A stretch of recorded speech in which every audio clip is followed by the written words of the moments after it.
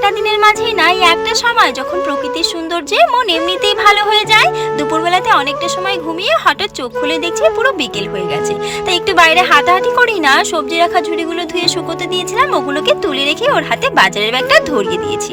একটু দেখে শুনে বাজারটা করে আনবে, তার মাঝে জানোই তো কাল থেকে ঘরে একটাও সবজি নেই। তবে ভাগ্য করে এমন একটা পরিবার পেয়েছি, বিশ্বাস করবে না, আমাদের দুঃসময়ে যেখানে আমার বা ওর নিজের মানুষরাই সময় করে কখনো খোঁজ নেয়নি, সেখানে দাঁড়িয়ে এরা দিনের পর দিন আমাদের আগলে রাখছে, সেটা সুবুদ্ধি দিয়ে হোক বা মাছ মাংসের বাটি ভর্তির তরকারি। সন্ধেবেলাতে গুবলুর খাবারের দুধটা এনেই না বসে পড়েছি মাছ ভাজতে। এরই মাঝে দেখছি সবাই বাইরে বসে গল্প করছে, তাই ভাবলাম একটু মাছ ভেজে সবাইকে দিয়ে তৃপ্তি করে খাবে। এদিকে সমস্ত খাবার রান্না করে ঘরে এনে আগে দিদিদের তরকারিটা দিয়ে এসে খেতে বসেছি, ঠিক তখনই দেখছি দিদি আবার এক বাটি চিকেন কষা আগেই দিয়ে গেছে। আসলে ভালোবাসতে যেমন একটা মন লাগে, ঠিক তেমনই কারো যত্ন করতে সুন্দর মানসিকতা লাগে।